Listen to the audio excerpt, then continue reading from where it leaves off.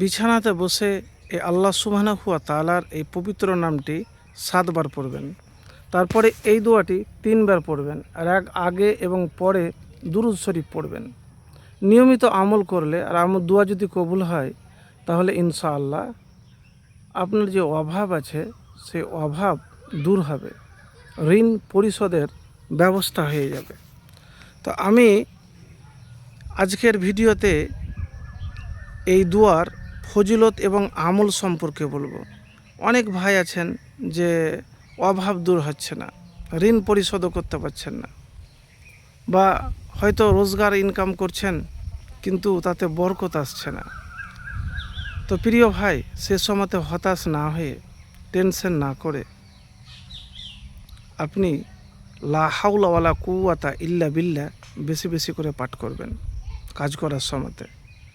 দেখেন ভাই, যার হয়তো রোজগার করার পরে বা ইনকাম করার পরে জুটে না সংসারে, ব্যথাটা সেই বুঝতে পারে।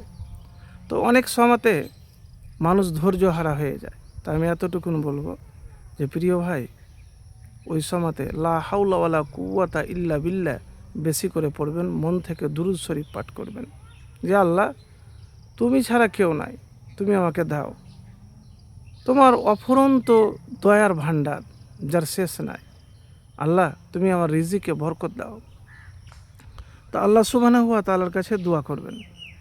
এবারে বিছানাতে বসে প্রথমে ইয়া জাল জালালি ওয়াল ইকরাম এই পবিত্র নাম আল্লাহর 7 বার পড়বেন।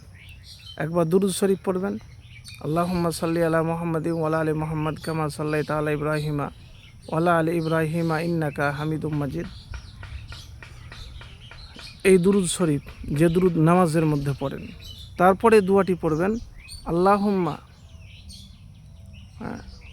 আনতাল আউয়ালু ফালাইসা কবলাকা শাইউন ওয়া আনতাল আখিরু ফালাইসা বাদাকা শাইউন ওয়া আনতা জাহিরু ফালাইসা ফাওকাকা শাইউন ওয়া আনতাল বাতিনু ফালাইসা দুনাকা শাইউন ইগজি আন্না দাইনা ওয়াগনিনা মিনাল ফাকরি।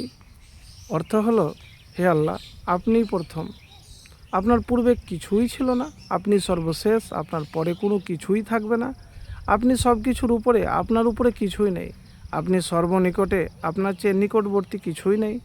আপনি আমাদের সমস্ত ঋণ পরিশোধ করে দেন এবং আমাদেরকে অভাবগ্রস্ত থেকে অভাব মুক্ত করুন। মুসলিম শরীফ 2713 নম্বর। তো এই দোয়াটি কয়বার পড়বেন? 3 বার পড়বেন। 3 বার পড়া হয়ে গেলে শেষে ফের দুরূদ শরীফ পড়বেন। দেখেন ভাই, ভরসা হারাবেন না, হতাশ বা নিরাশ হবেন না। একবার এভাবে আমল করে দেখুন। কি করবেন? কোনো তো পথ নাই। তো একটাই পথ, আল্লাহর রহমতের দরজা কখনো বন্ধ হয় না। তো দোয়া আপনি করেন, চেষ্টা করেন, পরিশ্রম করেন, দেখবেন অভাবও দূর হবে, টাকা বাড়তে থাকবে, ঋণ পরিশোধ হবে ইনশাআল্লাহ।